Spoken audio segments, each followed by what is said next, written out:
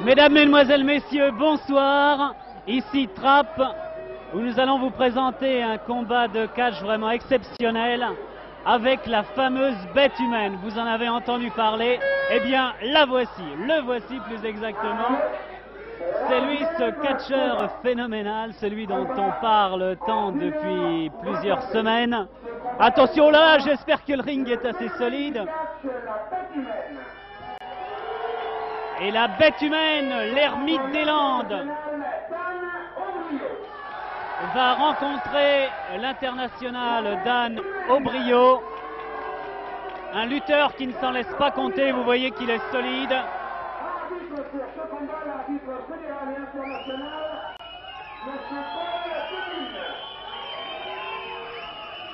Et Paul Debune, l'arbitre, qui est sifflé car il vient d'arbitrer auparavant un combat féminin où il a eu beaucoup de mal pour empêcher les lutteuses de faire ce qui est interdit. Et comme ces demoiselles, Marcellina Mura et Annie Chetraz, avaient le public pour elles, l'arbitre a maintenant le public contre lui. Regardez un petit peu, il va aussi avoir la bête humaine s'il s'approche de trop près. C'est impressionnant, le 15 de France aimerait bien avoir un avant comme ça. Dans le tournoi des 5 nations, il n'y a pas beaucoup de Gallois, d'Irlandais ou d'Anglais qui pourraient résister. Et il n'a pas besoin de chaussures. Oh là là, je voudrais pas être à la place de Dan Obrio.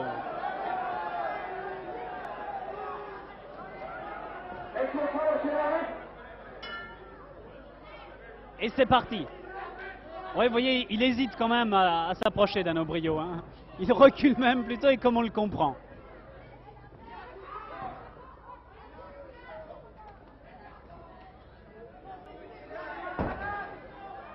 Eh bien, ça ne sera pas pour cette fois.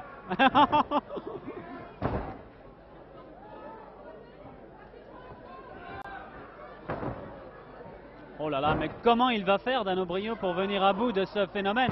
Mais c'est pas possible, il y a 100 kilos d'un côté pour la bête humaine et 92 quand même pour Dan Obrio, qui est chauffeur de taxi, mais qui a sans doute beaucoup moins de mal dans les embouteillages parisiens que sur ce ring installé à Trappes sous le chapiteau de Robert Laja et Jacques Grousset.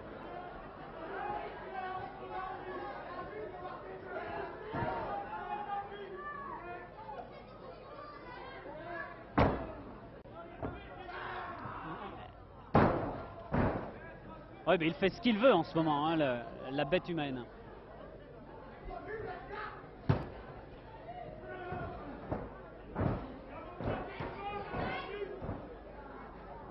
Regardez cette puissance.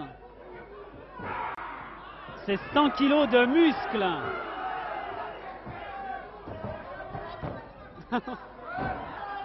Ah oui, c'est peut-être la seule façon de l'avoir en l'attaquant par derrière. Il faut essayer de surprendre car il a finalement des œillères avec son masque aussi. Il ne peut pas voir sur le côté très bien. Et Dan Obrio, qui est intelligent, va sans doute en profiter. Et à terre, c'est pareil, il ne faut pas qu'ils soient en face de lui.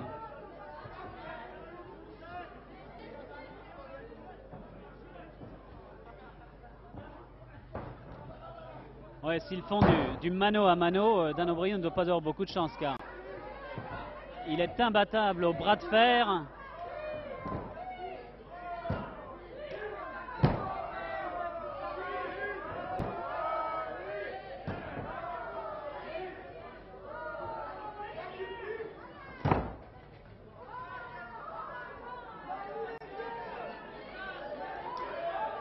Ah, je ne sais pas comment il va s'en sortir là, hein, sur cette élongation.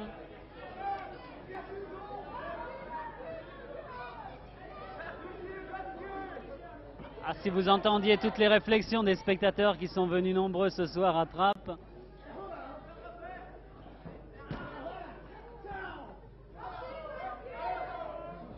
Ah, il est en train d'étudier son adversaire, peut-être Dan Obrio en ce moment, oui.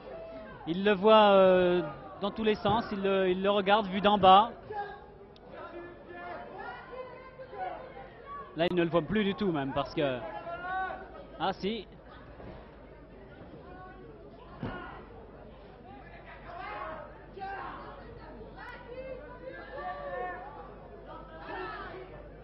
Ah, puis il ne peut même pas l'étrangler, il a des muscles du cou tellement forts que c'est lui qui ferait écarter les jambes de Dan O'Brio encore. S'il criait un peu...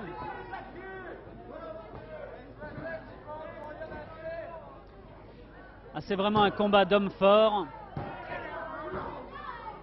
Vous voyez toute la puissance de ces lutteurs.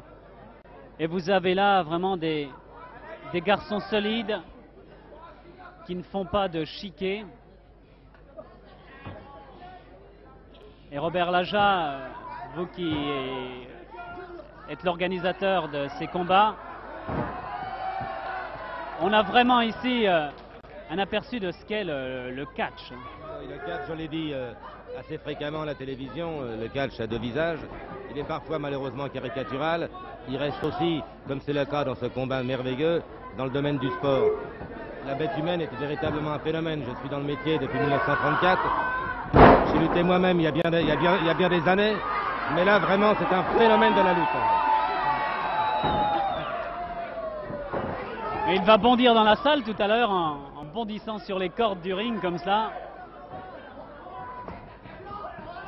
Vous voyez, la seule façon pour Dan O'Brio de le surprendre, c'est vraiment de l'attaquer par derrière et d'essayer d'être un peu plus rapide que lui. Mais c'est difficile aussi. Ou de le coincer dans les cordes, comme ça en l'attachant bien. Dans un coin du ring, il pourra peut-être s'en sortir. Notre chauffeur de taxi. Mais il faut saluer son courage, hein. Parce que recevoir 100 kilos comme ça... Et quelle souplesse en plus! Regardez un peu.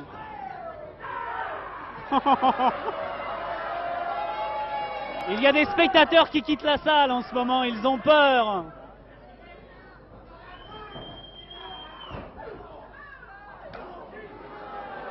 Mais qu'est-ce que c'est que ça pour lui? Une chiquenaude.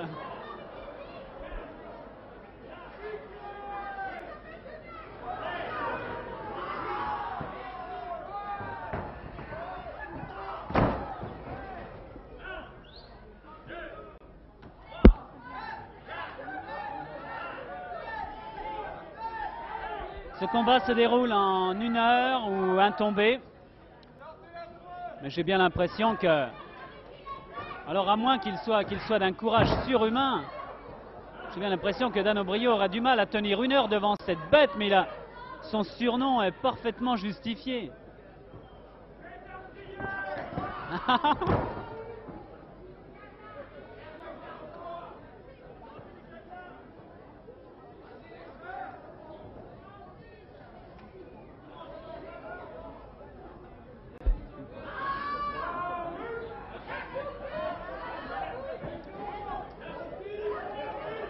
La mode du catch, la peau de vache, le maillot en peau de vache.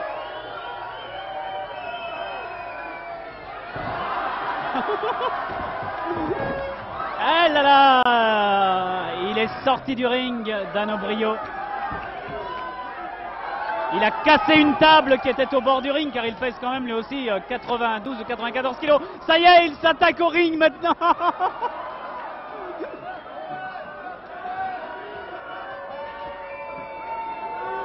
Et personne n'ose lui porter la contradiction. Si ce n'est Paul Debune, l'arbitre peut-être. Un ancien lutteur lui aussi qui en a vu d'autres.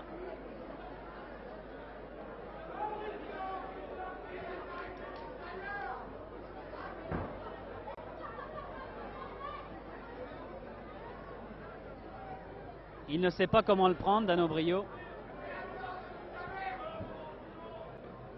Vous voyez, quand il est comme ça, après tout, cette bête humaine n'a pas l'air trop méchante. Il tient son adversaire bien gentiment. Bon, il ne lui fait pas de mal, apparemment. Et puis d'un seul coup, il va s'exciter un petit peu. Derrière ce masque, il y a peut-être des yeux bleus, des cheveux blonds très doux. Et il y a dans la salle Philippe Clay aussi. Philippe Clay qui est venu en spectateur intéressé. C'est un ami du catch.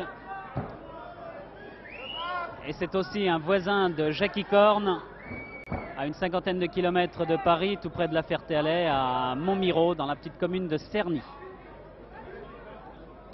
Jackie Corn, le champion du monde des poids moyens, qui a initié Philippe Clay aux universités du catch.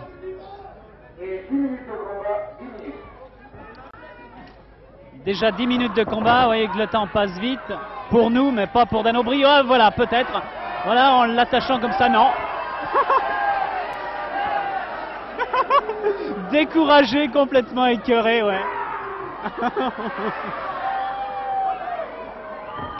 Oh là là là là.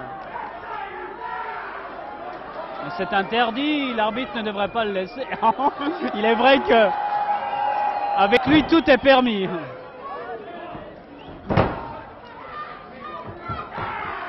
Il est capable de soulever un tronc d'arbre de plus de 300 kilos, il l'a déjà fait. Il est capable de faire des pirouettes sur le ring, il est capable de tout faire.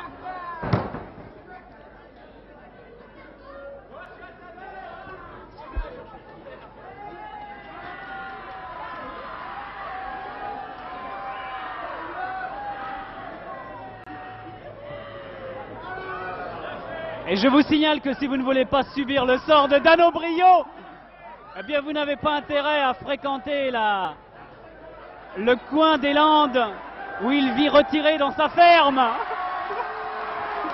Et il pourrait en soulever bien davantage. 350 kilos il est capable de soulever.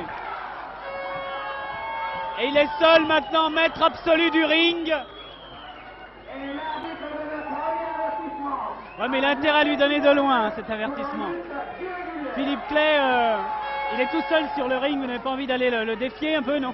Non, en course à pied, oui, mais pas en autre chose. C'est inimaginable, j'ai rarement vu une force humaine pareille. Et il doit courir vite aussi, hein, parce qu'il n'a pas de graisse, là. Une souplesse extraordinaire, parce que ce qu'il vient de faire, là, à l'instant, de tenir debout sur les cordes comme il vient de le faire, sans se tenir, faut le faire, moi, je trouve ça extraordinaire. Combien pèse-t-il? Il pèse 100 kilos, on ne dirait pas comme ça, hein. C'est vraiment du muscle. Je comprends pas d'ailleurs que Dan O'Brien accepte de rencontrer cet adversaire, il ne devait pas bien le connaître parce que il doit souffrir.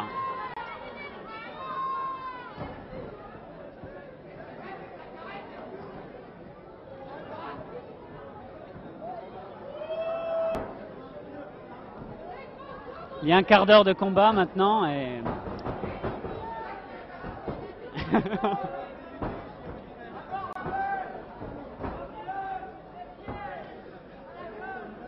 c'était un berger basque cette bête humaine et puis il est allé en Amérique pour essayer de faire fortune ou pour non, pas tout à fait ça d'ailleurs, pour garder des troupeaux. Et puis au cours d'un rodéo, il s'est fait remarquer par sa force. Et c'est un organisateur de catch qui l'a embauché. Je pense que dans les rodéos, il devait coucher le taureau, c'est ça? Exactement, oui, oui. Il s'entraîne encore sur les vaches landaises d'ailleurs. Il doit y avoir des taureaux qui s'en souviennent là-bas, non?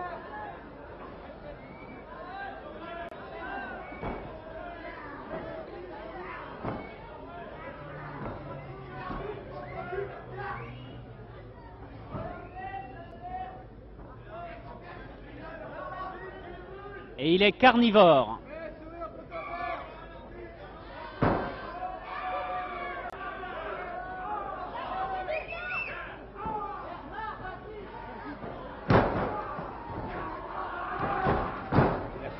Dan O'Brien, oui, est souple lui aussi pourtant, il est trapu, il est solide. 92 kilos sur 1m72 à peu près, vous voyez ce que ça peut représenter. Mais ce n'est rien du tout pour celui qui était appelé aux États-Unis, qui était célèbre sous le nom de Willie Restley.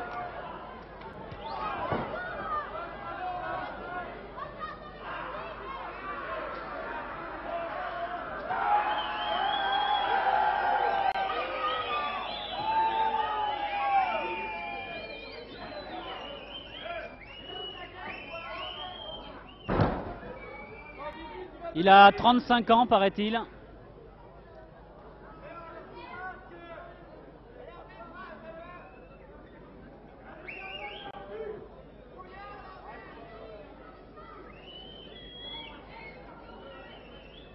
Regardez un peu cette musculature, regardez ses bras.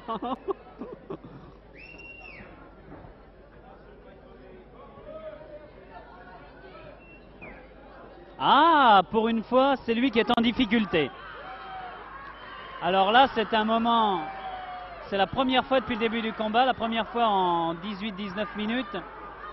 Mais ça ne dure pas longtemps.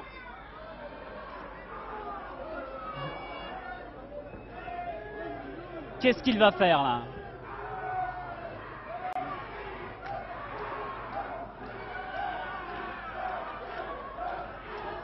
Oh là là, regardez un petit peu, 100 kilos comme ça.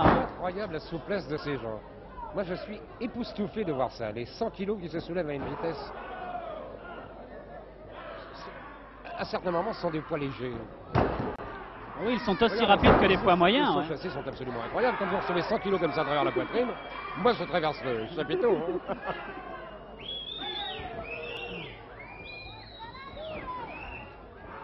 Ah là là, mais il ne bouge pas du tout. Ah mais c'est absolument un garçon qu'il faudrait au pack d'avant de l'équipe de France de rugby. Ouais. Mais on en a pas mal qu'on récupère dans les Landes. Je crois que le coin nous a fourni de sérieux, sérieux spécimens. Hein. Des bonnes bourriques. Les Gers, les Landes. Oui, on dit que la nourriture de foie gras fait grossir. C'est faux, ça donne du muscle, regardez. Ah, et les cuisses, c'est insensé. Oui, la musculature, on les voit, ces muscles saillants. Aussi bien le dos, les cuisses et tout. Et voilà encore, ben, c'est facile pour lui un combat comme ça. Ouais. Et tous les combats doivent être faciles d'ailleurs parce que je ne connais pas beaucoup d'adversaires qui pourraient lui résister.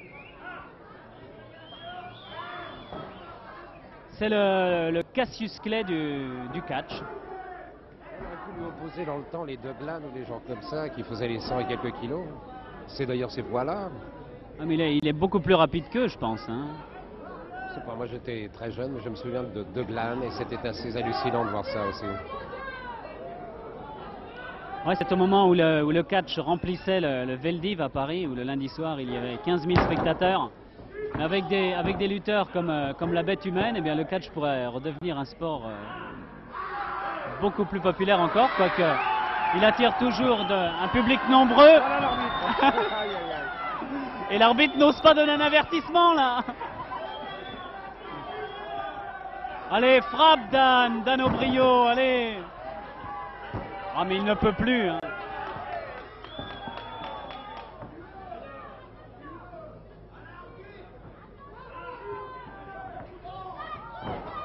Il va se venger demain sur ses clients dans les embouteillages de la circulation. Dan O'Brio, le chauffeur de taxi. Allez, vas-y, retire-toi de là.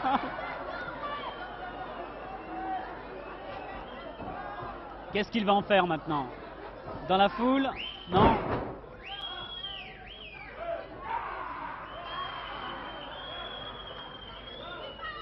Moi, à la place de Dan O'Brio, je resterai à terre. Maintenant, je me laisserai compter jusqu'à 10 parce que... Maintenant seulement, moi, il y a un quart d'heure que je serais déjà resté.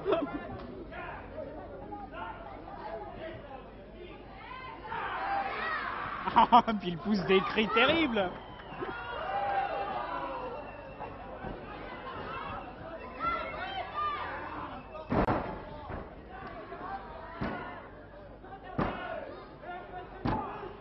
Voilà.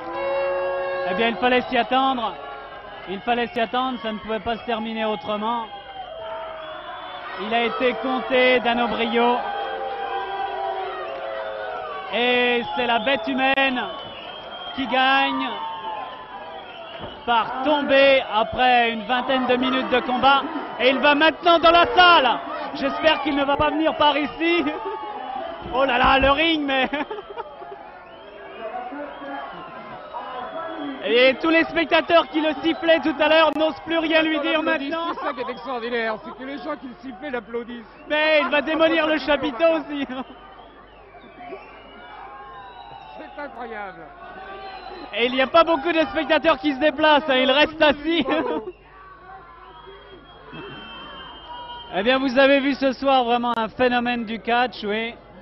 La bête humaine, c'est de lui qu'il s'agit. Je pense que vous aurez envie de le revoir, ce garçon, mais sans doute que Dan O'Brio, lui, n'aura pas envie de le rencontrer à nouveau.